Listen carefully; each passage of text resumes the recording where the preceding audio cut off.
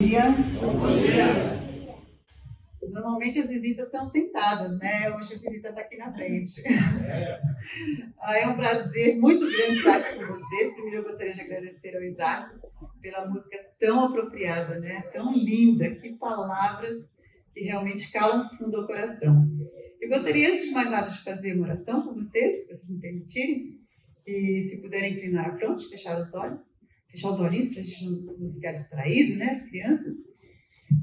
Querido Senhor, nós estamos tão gratos porque o Senhor é Pai, porque o Senhor nos ama mais do que nós podemos imaginar, porque o Senhor nos deu o privilégio de não vivermos sós, mas termos o Senhor, companhia dos anjos, e que o Senhor fez para nós, nos fez como seres sociais, para amarmos uns aos outros, para aprendermos uns com os outros. Te agradecemos pela família que todos temos. Se, ainda que vivamos sozinhos, nós temos nossos pais, nós temos nossos irmãos, nós temos a nossa família de origem no nosso coração.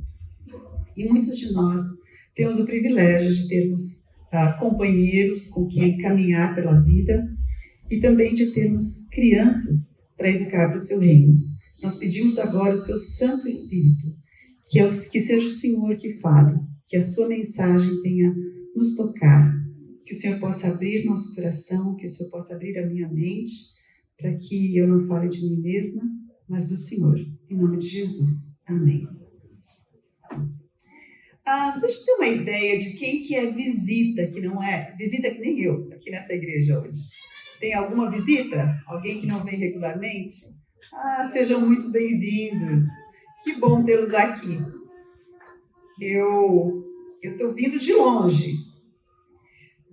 Meu nome é Silvia Martins, para quem não me conhece, e eu sou originalmente de São Paulo, mas eu já dei uma andadinha por aí, né? Depois que eu me formei no UNASP, o UNASP quando ainda era IAE, nos tempos antigos, você já pode ter ideia de quão velha que eu sou, né? No tempo que começou o IAE de engenheiro, o UNASP de Engenheiro Coelho, eu me formei em educação, não por escolha, porque eu tinha realmente a minha ideia de ser engenheira química. Eu tinha feito química no ensino médio e tinha planejado de continuar nessa carreira que eu gostava muito. Mas Deus me falou claramente, poucas coisas Deus me falou tão claro como que eu deveria estudar educação. Eu falei, mas Senhor, educação, eu sempre gostei de escola, mas nunca pensei em ser professora. Mas Deus falou assim, não, é aqui que você vai. Então deve ser para ser orientadora, alguma coisa desse tipo. Mas não, ele me colocou na sala de aula, ele me chamou para ser diretora, me levou para o campo missionário lá em Tocantins. Quem sabe onde que é Tocantins? Alguém sabe aqui? Onde é que é Tocantins? Exatamente. E era Araguaína, né? No meu tempo era Goiás. Então eu fui lá para cima como missionária, já era a área amazônica, né? E na verdade eu descobri que como professora a gente mais aprende do que tudo, né? Eu descobri que o que eu gostava da parte de ser professora é aprender e depois poder partilhar. E é isso que Deus me tem dado a oportunidade. E eu decidi que depois que eu entrei para a sala de aula, eu me apaixonei pela sala de aula, pelas crianças. Tive a oportunidade de ensinar desde as criancinhas até mais tarde, voltando para o UNASP, fui convidada para ensinar na faculdade que eu tinha estudado, na Faculdade de Educação. E eu cheguei à conclusão de que Deus tinha me chamado, eu sabia que Deus tinha me chamado para isso. Então, quando eu conheci o meu esposo, né, e a gente estava conversando, né, a respeito do futuro, eu disse para ele que eu não queria ter filhos, porque eu sabia que Deus tinha me chamado para ser uma educadora e que, portanto, eu teria mais influência como educadora, como professora. Então, eu fiz o seguinte cálculo. Se eu tiver de 30 a 40 alunos por ano, são 30, 40 crianças que eu estou influenciando para a salvação, porque esse é o meu principal objetivo. Por quê? Porque eu fui convertida na escola adventista. Uma bênção muito grande. Meus pais não eram adventistas, meu pai era católico, a minha mãe também não era adventista, mas eles me colocaram primeiro num colégio de freira. E eu decidi que gostoso ir no colégio de freira, né? Elas todas assim com aqueles uniformes, tudo tão limpinho, tudo tão bonito, tão calmo. E eu decidi que eu ia ser freira. Mas, graças a Deus, Deus tinha outra ideia, né? Aí, de lá, a escola ficou muito cara. Eles me colocaram na escola pública. Aí, fiquei por um tempinho lá na escola. Aí, não posso ficar andando, né? Deixa eu ficar no lugar certinho, que é para não atrapalhar vocês. Obrigada. Mas, então, aí eu fui para a escola pública, mas a minha professora gostava mais de fumar nos corredores com as amigas dela do que de dar aula. E a minha mãe viu que eu não estava progredindo. E um dia, quando a gente estava assistindo televisão, né, a gente assistia televisão, era época de carnaval, não tinha acampamento de carnaval, né, não era adventista, e nós vimos, assistindo as festas de carnaval, minha mãe viu a professora pulando carnaval. Ela falou, não, assim também já é demais, né? Não, assim já passou dos limites. E aí eles foram procurar uma outra escola. E que escola? Já era maio nessa época, que escola que eu iria? E a minha mãe se lembrou que ela tinha estudado na escola adventista. E ela falou para o meu pai, olha, a escola adventista é uma boa escola. Meu pai, que tinha até medo de crente, falou o seguinte, não, mas lá eles vão ensinar religião. E a minha mãe falou, puxa vida, mas eu queria que ela estudasse lá. Não, não vão ensinar religião, não. Lá eles não ensinam, não precisa se preocupar. Era verdade? Não, não era. Mas ela também não entendia de tudo, né? Deus usou até isso. E assim ela me colocou na escola adventista, eles me colocaram na escola adventista, e ali Deus alcançou meu coração. E através de mim, do meu irmão, que veio depois, do meu pai e da minha mãe. Minha família inteira é fruto da educação adventista, pelo qual eu sou imensamente grata. E Deus fez a volta completa, e agora eu me formei e fui para ser professora. Com muita alegria. Portanto, eu concluí que se eu pudesse alcançar 30, 40 alunos por ano, lembra dessa conta? Em 10 anos, quantas crianças eu alcançaria? 300 a 400, exatamente. Em 20 anos de carreira, seria o quê? 600 a 800 crianças. E com 25, 30 anos, eu alcançaria mais de 1.000 crianças, né? E quem sabe suas famílias, como Deus tinha me alcançado. E assim foi que eu comecei a minha carreira. Falei para o meu esposo que eu não queria ter filhos. Por quê? Porque eu pensei em trabalhar e criar filhos. Mas eu já tinha lido o Lar Adventistas, que a senhora White fala que até 7, 8 anos, as crianças, a mãe deveria ser a única professora. Então já seriam 7, 8 anos que eu perderia do primeiro filho. Se eu tivesse 2 ou 3, mais anos que eu iria perder. E eu pensei, não, então eu não posso delegar, né, que filhos é uma coisa muito importante. Como é que eu ia delegar a educação dos meus filhos? Então eu escolhi ficar com a escola. Mas Deus, que também é muito sábio, falou, não. Agora você vai ter filhos, esse é o plano. Então, foi colocando no meu coração e falou muito claramente também a respeito disso. E hoje eu sou mãe de 2 crianças. Eu queria 4, mas meu marido decidiu por 2 e a gente resolveu ficar com os 2 mesmo. De 2 crianças. E mais tarde foi que eu descobri por que Deus me tirou de alcançar mais de 1.000 crianças e, quem sabe, 1.000 famílias, para me deixar justamente.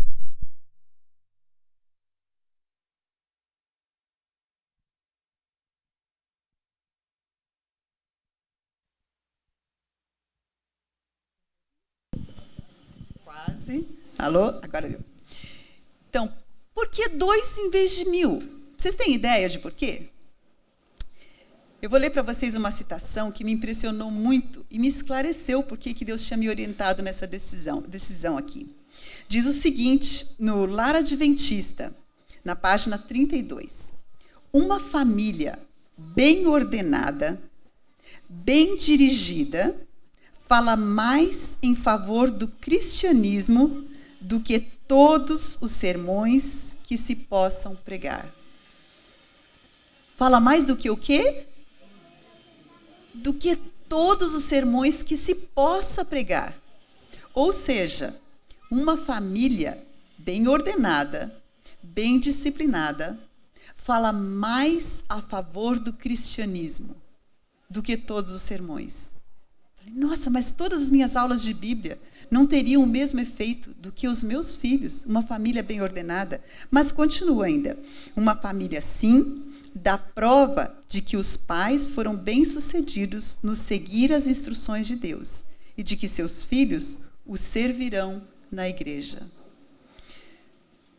Há um tempo atrás, eu ouvi uma estatística que me impressionou demais. E dizia o seguinte, essa estatística, que nós temos desenvolvido muito, né, do trabalho missionário. Vocês sabem disso. Nós temos alcançado muitas áreas do mundo. E a nossa igreja tem crescido. É uma das que crescem muito rápido. Mas, escutem isso. Se nós, desde o comecinho lá de 1844, depois 1864, quando a igreja... 64? Quando a igreja foi formada, acho que é um pouco antes. Se nós não tivéssemos convertido nenhuma pessoa, o que teria acontecido com a nossa igreja? Acabado, não teria continuado, né? Mas não é. Se nós não tivéssemos convertido ninguém de fora, mas nós tivéssemos mantido os nossos filhos e multiplicado somente por ter os nossos filhos, e eles continuassem na igreja, nós seríamos uma igreja muito maior hoje, mesmo sem converter ninguém. O que isso significa? Que se a nossa igreja cresceu tanto, significa, por ganhar membros como eu e a minha família, isso significa que nós perdemos muitos dos nossos filhos. E essa é uma coisa muito triste. A gente sabe que acontece. A gente sabe que eles têm livre-arbítrio. Não são todos que vão aceitar a mensagem. Quando nós olhamos para a Bíblia, a gente vê Abraão, né? Ele teve um filho que realmente aceitou a mensagem. Quem foi? Isaac. Mas a gente tem um filho que foi meio mais para lá do que para cá. Quem que foi o outro? Ismael. Né? E em cada geração nós vemos isso. Não são todos, porque todos nós temos livre-arbítrio. Mas uma família sendo bem ordenada, seguindo os princípios de Deus, as chances de que os nossos filhos façam a mesma escolha é muito grande, é muito maior. Mas diz o seguinte também, que eu gostaria de partilhar com vocês, uma outra citação. Nós estamos falando da prova do cristianismo, né? Mas tem uma outra parte muito importante. Por que nós temos a Semana da Família? Porque isso é importante para nós, para a igreja, né? Para a nossa família, para os nossos amigos. Mas tem mais uma outra coisa. Vejam só essa citação que interessante. Muitas vezes são Opa, peguei errada, espera um pouquinho. Um pouquinho de paciência comigo aqui, tá? A restauração, não só para a igreja, olha só, a restauração e reerguimento da humanidade começam no lar. Restauração e reerguimento de quem? Da humanidade. Começa onde? No lar. Vocês têm problema com as coisas que vocês estão vendo aí por fora no mundo? Tem ideologia disso, daquilo, né? Tem muitas novidades que nós estamos vendo de coisas que a gente sabia que eram erradas até pouco tempo atrás e hoje estão sendo consideradas como certo. Não estamos falando nem da criminalidade, das drogas, de tanta coisa que a gente vê e que a gente quer proteger os nossos filhos. Mas olha só o que diz. O problema da sociedade, tem uma outra citação que fala a respeito disso. O problema da sociedade não está com a sociedade em si, mas está com a igreja que não fez o seu trabalho de ser o sal da terra. E agora, para a restauração, para curar, né, e o reerguimento, para levar da queda que a sociedade está, diz o seguinte, começam aonde que nós lemos? No lar, exatamente, começam no lar. A obra dos pais, posso ver a mão de quem são pais aqui, por favor? Só para ter uma ideia. Uma grande porcentagem. E eu não vou nem pedir para levantar as mãos aqueles que querem ser pais, que ainda vão ser pais ou mães, né? Mas a obra dos pais é a base de toda outra obra. Você quer ser médico? Você quer ser secretária? Você quer ser enfermeira? Você não interessa o que nós pensemos em ser. Essa é a obra que é o quê? A base de toda outra obra. A sociedade compõe-se de quê? De famílias. E é o que façam os chefes de família. Do coração procedem... Quem que lembra o verso? Do coração procedem as saídas da alma. Provérbios 4, 23. E o coração da comunidade, da igreja e da nação é o lar. Agora, ouçam essa frase. A felicidade da sociedade. A felicidade da sociedade. Vocês acham que a sociedade está feliz hoje? Não. A felicidade da sociedade, o êxito da igreja, o nosso sucesso, o êxito da igreja e a prosperidade da nação. Pensem como está a nossa nação. A prosperidade da nação dependem das influências domésticas. É um tema importante ou não é?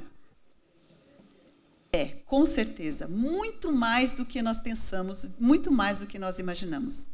E agora, eu vou dizer para vocês que, na verdade, a educação dos nossos filhos começa muito antes. Alguém já ouviu falar de epigenética aqui? Quem que já ouviu? Opa, tem gente que sabe. Opa, tem mais gente lá atrás. O que é epigenética? Vocês sabem? Olha a palavra, tem genética no meio, não tem? Palavra genética? Então, a gente sabe que nós somos frutos de duas coisas. Dos genes que a gente recebeu do papai e da mamãe, certo? Mas nós somos também frutos do ambiente em que nós estamos. Concordam? Só que os cientistas descobriram que tem mais uma coisa. Não só os genes que nós recebemos dos nossos pais, o nosso tipo de cabelo, né? A cor da nossa pele, a cor dos nossos olhos, a nossa estatura, tudo isso vem da genética. E muitas vezes a gente fala o seguinte, que tem certas doenças que correm nas famílias. Não é verdade? Isso é genética. Mas o que é epigenética? Você pode mudar a sua genética? Não, não dá para fazer isso. Por enquanto, a gente não pode mudar, né? A genética vem ali desde que nós fomos formados, né, com o óvulo da mamãe, com o espermatozoide do papai, se uniram, misturou tudo e a gente deu no que deu. É o que nós somos hoje. Mas existe uma outra coisa que se chama epigenética. Epigenética é como se fosse o negocinho de ligar e apagar a luz. Como é que a gente chama? Interruptor. É como se fosse um interruptor. Cada gene que nós temos tem um interruptor que liga e desliga. E esse interruptor pode ser mudado por aquilo que você faz. Espera aí, como é que funciona? O estilo de vida que você tem, o que você come, o que você deixa de comer, mas mais do que isso, não é só isso. Faz exercício, não faz exercício. Essas coisas a gente conhece, né? Mas o que você pensa e o que você sente pode ligar e desligar esses interruptores. Mas eles descobriram uma coisa mais interessante ainda. Não só, porque como liga e desliga esses interruptores? Sabe aquela doença que corre na família? As coisas que nós fazemos, a maneira como nós pensamos, o jeito que nós lidamos com o nosso estresse, ele vai fazer diferença em ligar ou desligar aquela doença que corre pela família. Ou seja, você pode desligar o gene que te causaria aquela doença. Não é fascinante? É muito bom saber que mesmo a gente acaba tendo uma certa possibilidade de mudar a nossa genética. Porque você pode bloquear aquilo que é ruim com os bons hábitos, ou você pode despertar aquilo que é ruim com o quê? Com os maus hábitos. Não só hábitos de vida, mas hábitos de quê? De pensamento. Vocês já ouviram dizer que estresse mata? E mata mesmo, né? Ele pode matar rapidinho, você tem um susto muito grande, um medo muito grande, uma angústia muito grande, uma notícia muito ruim e sofrer um ataque cardíaco, ou ele pode ir matando aos poucos. Vai aumentando a pressão sanguínea, vai aumentando uma série de hormônios, né, dentro de nós, os estresses, e a gente vai vai sendo estragado. Agora, como que isso pode ser em termos de pensamento? Será que isso aí é um pensamento bíblico? Ou será que isso daí é só uma invenção? Vamos lá para os 10 mandamentos? Qual é o mandamento que vocês acham que eu estou pensando? Onde é que estão os 10 mandamentos? Muito bem. Então, Êxodo, quem tiver a sua Bíblia e quiser acompanhar, em Êxodo 20.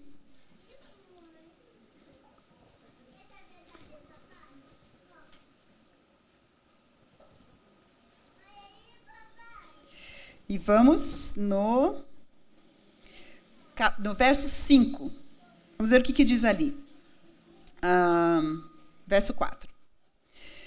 É o segundo mandamento. Não farás para ti o quê? Imagem de escultura, nem alguma semelhança do que há em cima nos céus, nem embaixo na terra, nem nas águas debaixo da terra. Não te encurvarás a ela, nem as servirás, porque eu, o Senhor teu Deus, sou Deus o quê? Zeloso, né? Essa palavra também pode ser usada como sendo ciumento. Que visito a iniquidade dos pais nos filhos. Visito a iniquidade dos pais nos filhos. Vocês já pararam para pensar nessa parte? Normalmente a gente pensa na primeira parte, né? Que fala de imagem de escultura. Mas aqui está falando dos pais. Eu visito a iniquidade, a maldade, o pecado dos pais nos filhos. Até quando? Terceira e quarta geração. Nossa, de quem? Daqueles que me odeiam, que me desprezam, que não guardam os meus mandamentos. Nossa, mas é estranho, né? Coitado dos filhos, que culpa que os filhos vão ter daquilo que os pais fizeram. Mas diz aqui. E o que continua? Mas continua, tem mais uma coisa. E faço o quê? Misericórdia. A quanto? Até 1000 gerações, milhares. De quem?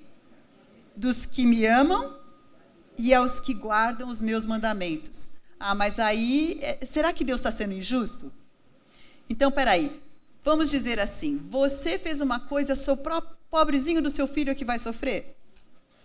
Agora, você fez uma coisa boa, você ama a Deus, Deus fala, não, porque Ele me ama, eu vou abençoar assim até 1000 gerações. Bom, primeiro que eu já gostei, que a maldição vai até quanto? Terceira e quarta, já vai parando logo, né? E a bênção vai até quanto? 1000 gerações, que abundância, né? Mas, por que eu estou falando isso? Porque isso tudo tem a ver com a epigenética. Lembra que os cientistas descobriram? E eu vou contar para vocês um experimento que eles fizeram, que é muito interessante. Quem gosta de ratinho aqui? Nossa, não tem... Opa! Achei 1, 2, 3... Não tem muita gente que gosta de ratinho. Mas eles pegaram os ratinhos, e ratinho ama fruta. E eu sei porque eles vão comer todas as frutas da minha chácara, né? Eles amam as frutas. E eles vêm pelo quê? Pelo cheiro das frutas. Então, os ratinhos, eles colocaram aquele cheiro de fruta para os ratinhos, só que, cada vez que o ratinho sentia aquele cheiro de fruta, eles davam um choquezinho no rato. Vocês acham que rato gosta de choque? Não, nem a gente, nem eles, né?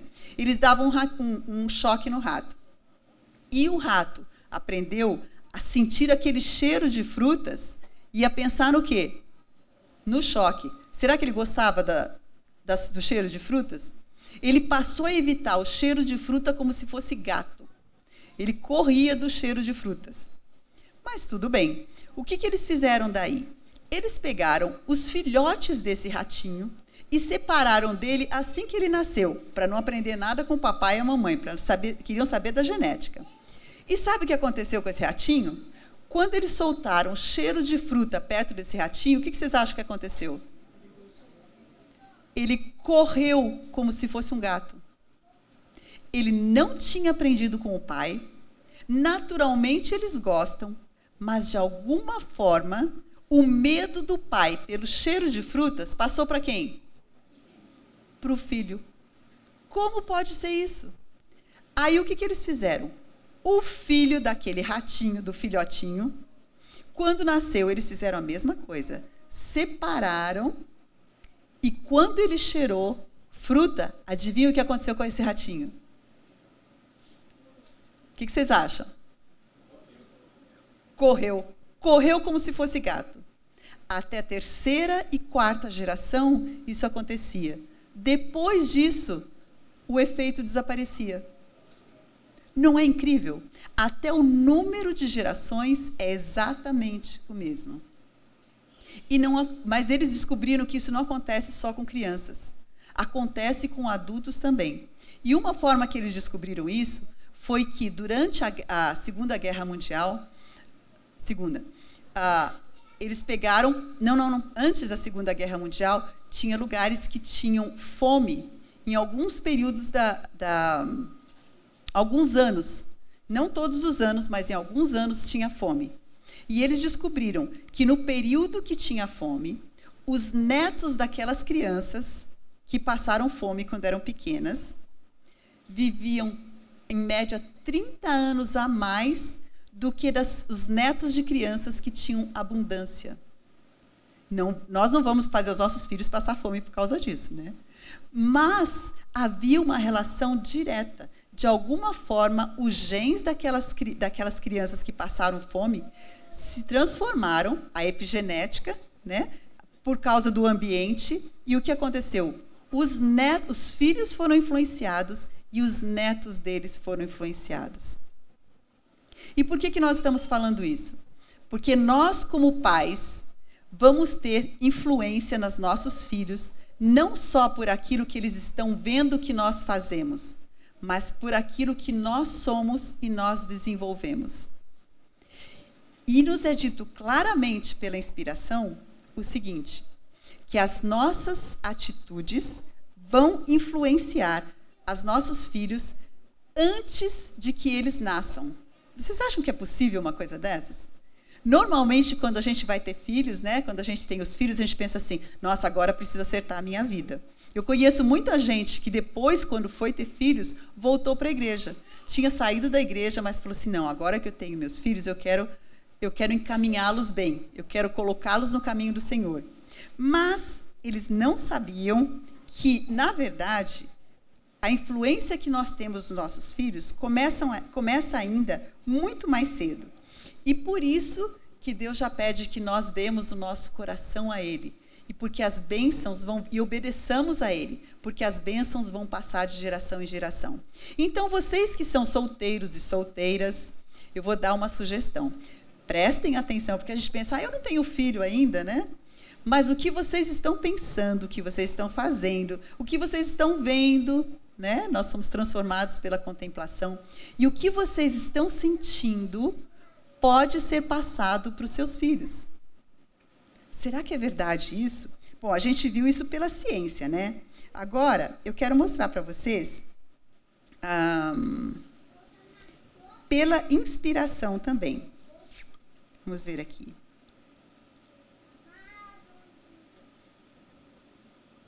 Algumas coisas a gente sabe que, por intuição, né?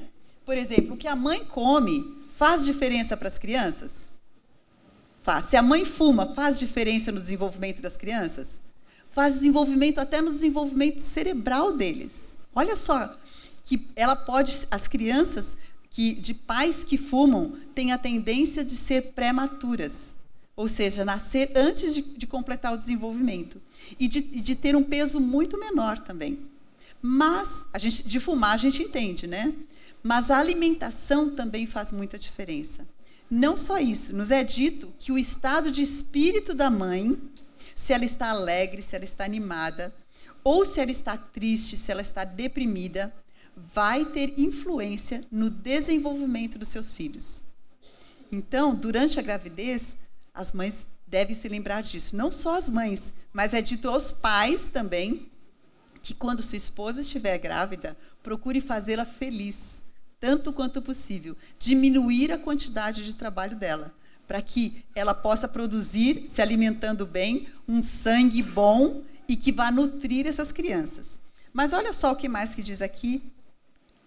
Se a mãe é privada do cuidado e conforto que lhe devem ser proporcionados, papai, você vai ter vai colher bons frutos se cuidar da mamãe. Se consente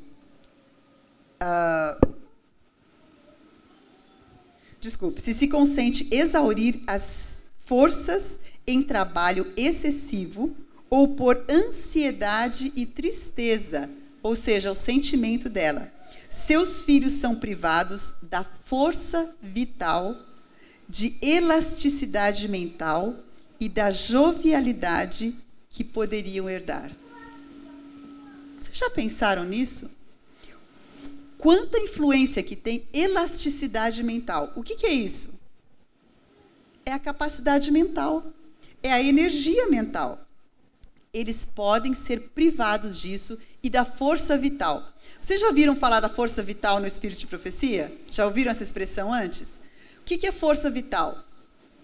A senhora White nos diz que cada um de nós nasce com uma quantidade de força vital, que vai determinar, em parte, a nossa longevidade e a nossa saúde durante a vida. E os nossos hábitos podem fazer com que nós usemos toda essa força vital ao longo da vida, ou que nós gastemos antecipadamente, com os nossos abusos, quer sejam bebendo, quer seja dormindo muito tarde, né, passando noites acordados. Tudo isso vai diminuindo a nossa energia vital. Mas nos é dito aqui que a mãe, pelo estado dela, pode ter a sua energia, pode ter a energia vital do seu filho diminuída. A elasticidade mental, a capacidade mental e a jovialidade dessa criança diminuída.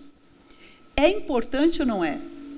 E aí vem a questão: por que até 1000 gerações daqueles que guardam o meu mandamento? Por quê?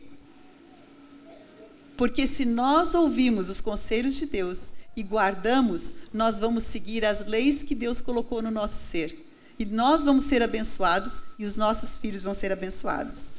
Agora, eu quero mostrar para vocês uma coisa, porque a gente pensa na mãe, até dá para entender, né? O que ela está comendo, a criança está comendo, o que ela está sentindo, influencia a criança. Mas agora eu quero mostrar para vocês que os pais podem também transmitir o que eles pensam e as tendências que eles têm para os filhos. Veja o que diz aqui no Mente, Caráter e Personalidade. Quem já leu esse livro, Mente, Caráter e Personalidade? Alguém já leu? Gente, muito bom. Eu sugiro que vocês leiam, se não leram ainda. E tem um capítulo que se chama Influências pré-natais. E diz o seguinte: pai e mãe transmitem aos filhos seus característicos mentais e físicos. Isso a gente entende, né? E suas disposições e apetites. A sua disposição. Tem uma disposição alegre? Tem uma disposição para reclamar? Tem uma disposição bem-humorada? Bebedores e fumantes podem transmitir a seus filhos seu insaciável desejo, seu sangue inflamado e nervos irritáveis, e efetivamente os fazem. Que triste, né? Passa para os filhos. O libertino, o promíscuo sexual, aquele que está envolvido nessas coisas, né, de concupiscência, muitas vezes lega à prole como herança, olha só a herança, os seus desejos impuros. O desejo do pai pode passar para o filho. Não é sério isso? O desejo antes do filho nascer pode passar para o filho. E como os filhos têm menos poder para resistir à tentação do que o tiveram os pais, a tendência é para que cada geração decaia mais e mais. Em regra, todo homem intemperante que cria filhos transmite suas inclinações e más tendências à sua prole. É de se admirar que nós estejamos na situação que nós estamos hoje como sociedade. Isso pode ser transmitido. E vocês sabem que hoje, nós, como temos esse acesso à mídia, né? Hoje, pelas estatísticas, mais de 90% dos homens e uma porcentagem grande de mulheres agora estão envolvidos com pornografia. Nós somos transformados pela contemplação. E nós não estamos entendendo que os nossos filhos e os nossos netos vão sofrer a consequência desse tipo de hábito que muitas vezes acontece escondido e nós pensamos que ninguém vai saber. Mas os nossos filhos vão sofrer com isso. E olha só o que diz aqui. Pais, por condescendência, têm fortalecido suas paixões animais, e à medida que estas se fortalecem, enfraquecem-se as faculdades mentais e intelectuais. Nós estamos criando filhos com menos capacidade mental, intelectual e menos capacidade moral de discernir entre o certo e errado e de escolher o bem. Ou seja, o que nós precisamos desenvolver é a imagem de Cristo, não é? Mas nós estamos decaindo ao ponto de desenvolver propensões dos animais, de agir como os animais, de viver como eles. E aí nós não entendemos como que se chegou a esse ponto. Nós transmitimos muitas vezes a eles essa propensão, essa inclinação. E por que isso acontece? Diz aqui o seguinte: o espiritual foi vencido pelo animalesco. Nascem crianças com propensões animalescas grandemente desenvolvidas, tendo-lhes sido dada a marca de caráter dos pais. O poder cerebral acha-se enfraquecido e a memória torna-se deficiente. Os pecados dos pais se vingando nos filhos, porque os pais lhe transmitem a marca de suas propensões e concupiscências. Lembram que nós tínhamos falado de até a 3ª e 4ª geração? Não é porque Deus fala assim, não, eu vou agora castigar os seus filhos. É porque o que nós fazemos tem consequências sobre os nossos filhos. Mas e daí? A gente vai ficar desesperado? A gente só está contando cachorro morto aqui, né? Nós vamos ficar desesperados com isso? Não. Existe solução para isso? Existe. Se nós já tivemos os nossos filhos, agora o que nos diz a pena inspirada é o seguinte, que nós devemos trabalhar dobrados. Se os nossos filhos são muito agitados, se os nossos filhos têm características que nós não gostamos, talvez, em grande parte, eles tenham recebido de nós por herança epigenética ou genética, ou pelo nosso próprio exemplo. E como nós podemos contrafazer, lutar contra isso? Agora vem, nós podemos fazer isso. Tem esperança? Tem. Porque em Cristo, vocês conhecem essa citação? Há poder para vencer o quê? Todas as tendências herdadas e adquiridas. O que nós precisamos fazer, então, agora que nós temos os nossos filhos, é trabalhar dobrado em todos os aspectos. Que aspectos? Tudo aquilo que Deus nos orientou, todas as leis de saúde vão influir no desenvolvimento deles, para que sejam mais pacientes ou mais impacientes. As coisas que estimulam ou superestimulam, quer sejam comidas, quer sejam mídias, quer seja o que for, elas vão alimentar essas propensões que ele já tem. O contrário também acontece. As coisas naturais, o tomar água constantemente, que vai tirando as toxinas, né? O exercício físico, o dormir bem e com regularidade, tudo isso vai desenvolver uma parte essencial do cérebro, que é o quê?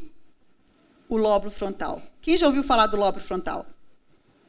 É onde a gente faz as decisões e é o único lugar no cérebro onde Deus se comunica conosco. É através da eletricidade de Deus que se comunica conosco aqui. Agora eu vou dizer uma coisa para vocês que os cientistas descobriram recentemente, e que é o seguinte: o uso da mídia, o uso do celular, quanto menor, né? O computador já é um problema, mas se as crianças têm acesso à mídia nas mãos delas, não só as crianças, os adolescentes também, e funciona para nós, mas especialmente para eles. Se descobriu que existe um encolhimento do cérebro. O que é encolhimento do cérebro? Na hora que eles eram para estar desenvolvendo os neurônios, desenvolvendo as conexões, o que está acontecendo é o contrário. Então pense, cada criança, cada adolescente, se você está usando bastante mídia, se você está ficando várias horas por dia na mídia, pode ter certeza, porque eles examinaram e viram que o seu cérebro está encolhendo. Mas não são todas as partes do cérebro que estão encolhendo. As partes dos sentidos e das paixões ficam intactas e até aumenta. O que encolhe são dois aspectos do cérebro. É o lóbulo frontal, onde você toma decisão, onde você consegue colocar o pé no freio, né, que é não fazer aquilo que você está com vontade, mas que você sabe que não é bom. Essa parte encolhe. Outra parte que encolhe é a parte de relacionamento social. E eles têm percebido que, embora nós, né, tanto jovens como adultos e velhos, tenhamos mais contato, é um contato leve e superficial. Nós não temos relacionamento. E o interessante é que a educação, se vocês forem no primeiro capítulo, nós não temos tempo para falar disso, mas se vocês forem para o primeiro capítulo do livro Educação, diz que a educação se faz pela comunhão. E nós estamos perdendo a comunhão entre as pessoas. A comunhão dos pais com os filhos, do esposo com a esposa. E nós estamos tendo contato. O que isso faz? Destrói a família, que é a base da igreja, da comunidade e da sociedade. O que mais que isso faz? Destrói o nosso cérebro. E olha só o que diz aqui. Foi-me mostrado, no Mente, Caráter e Personalidade, página 136, foi-me mostrado que Satanás procura degradar a mente dos que se unem em matrimônio, a fim de que ele possa imprimir sua própria imagem odiosa em seus filhos. Os filhos vão aprender a obedecer e amar a Deus e aos homens, ao verem o pai e a mãe se relacionarem entre si. Nessa fase, as crianças recebem, na mente é imprimido o que elas vão, em grande parte, ser para o resto da vida. Então, se nós sabemos que nós vamos ser transformados pela contemplação, que Deus está buscando restaurar a sua imagem em nós, para que as pessoas, para que o mundo possa ser convertido, nós podíamos ter a certeza de que Satanás encontraria meios de, na verdade, colocar o quê? Imprimir em nós a sua própria imagem odiosa. E como nós podemos contrafazer isso? Como nós podemos transformar essa situação que nós temos, muitas vezes em nosso lar? E eu sei, é difícil para mim e para qualquer pessoa. Quantos aqui já assistiram o Dilema das Mídias? Alguns assistiram. Esse é um documentário muito interessante, em que as pessoas que trabalham do lado de lá das mídias, do Google, do Facebook, do Instagram, explicam e contam por que nós pensamos em dar uma olhadinha no nosso WhatsApp e 1 hora depois a gente está lá ainda. E como eles mesmos não conseguem escapar disso. Mas uma coisa mais interessante ainda, como os filhos deles não têm mídias. Sabiam disso?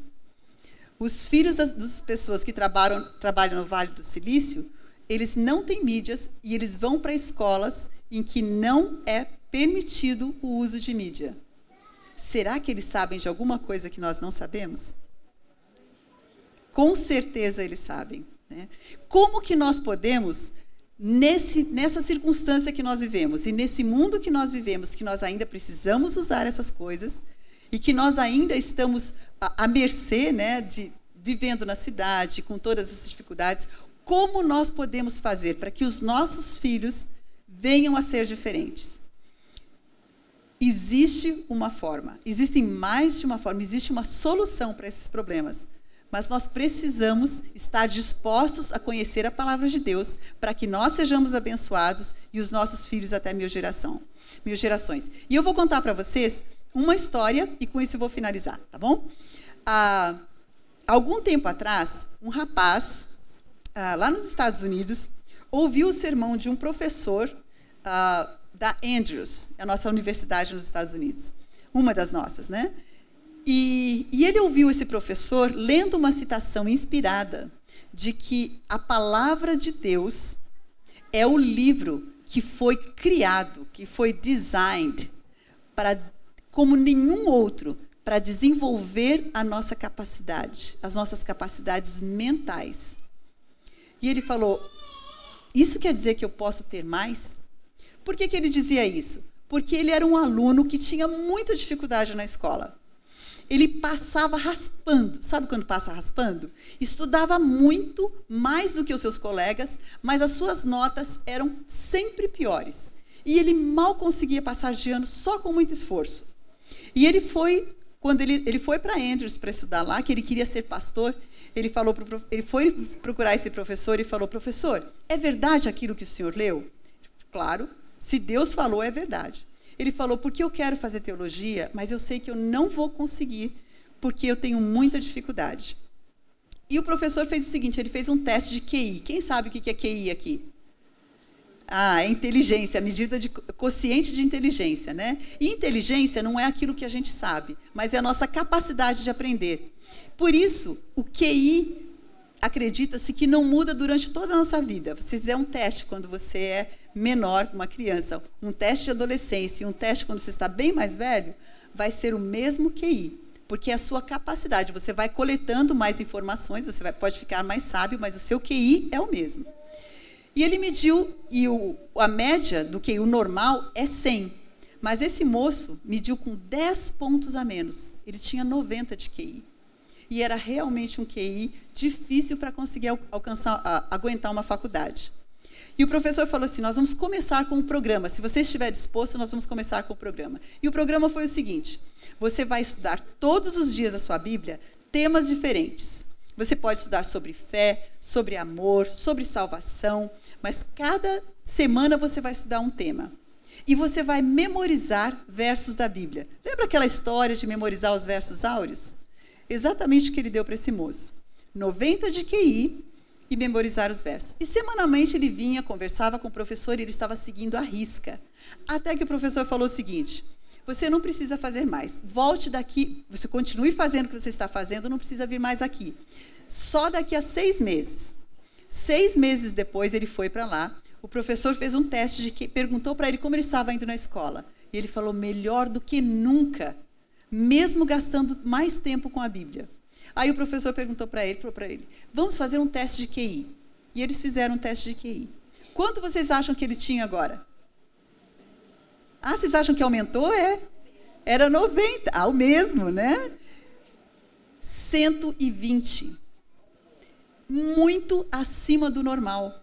E uma coisa que normalmente não acontece, que é o QI aumentar. Ele ficou muito feliz. Ele disse que estava conseguindo acompanhar bem. E ele continuou fazendo o programa. O professor disse assim, agora você não precisa vir, só venha no final da faculdade. No final da faculdade, ele voltou. Ele tinha se formado entre os melhores alunos da classe. Ele tinha conseguido entrar nas classes mais difíceis, que só os alunos com as melhores notas conseguiam acompanhar. E o professor fez outro teste de QI com ele, que ele é professor e psicólogo, e agora ele tinha 131 de QI. Ou seja, ele estava muito acima da média. Em apenas 3 ou 4 anos, ele passou de 90 para 130. É uma diferença muito grande. Então, mesmo aquelas crianças que receberam uma herança ruim e tiveram dificuldades, a palavra de Deus é poderosa para transformar o nosso caráter, mas a nossa mente também. Mas para isso nós temos que ser transformados, como é que se diz? Pela contemplação. Quanto tempo nós e nossos filhos estamos contemplando a palavra de Deus, contemplando o nosso Deus? E quanto tempo nós estamos contemplando aquilo que nos afasta de Deus, que nos desvia de Deus e nos aproxima dos planos de Satanás e dos homens?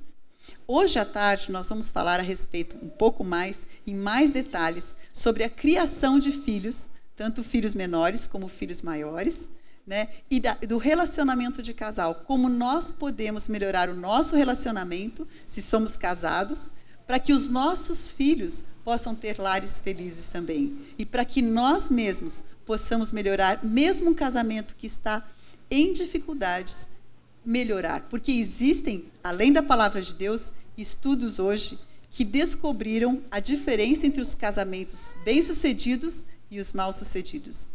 E eles conseguem predizer, com 90% de acertos, quais os casais que vão se separar ou não, por apenas 4 coisas, que se chamam os 4 cavalos do Apocalipse, 4 erros que nós fazemos e podemos corrigir e podemos transformar a nossa vida como casal e como família. Que Deus abençoe cada um de vocês, que cada um de nós possamos transformar o nosso lar e a nossa vida de tal forma que nós influenciemos para o bem a igreja, a comunidade e a nação. Que o nosso Brasil seja abençoado, porque a sua família é uma bênção e uma influência mais poderosa do que todos os sermões pregados. Vamos ficar em pé para a oração?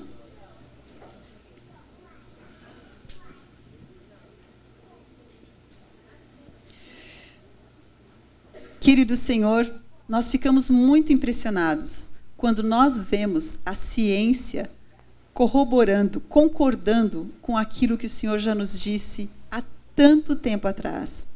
Senhor, muito obrigada. Muito obrigada que o Senhor deixou a sua palavra, que pode nos transformar o coração, o espírito e mesmo a nossa mente. Muito obrigada, Senhor, que o Senhor coloca a sua bênção sobre os seus filhos, para que não só os nossos filhos sejam abençoados, mas os nossos netos, bisnetos, até 1000 gerações. Ajuda-nos a entender, Senhor, que as nossas decisões que nós fazemos hoje, todo o esforço que nós fazemos, tudo aquilo que nós tentamos lutar para conseguir estarmos mais perto do Senhor, para recebermos o Espírito que o Senhor nos quer dar, é uma vitória não só para nós, mas para gerações futuras.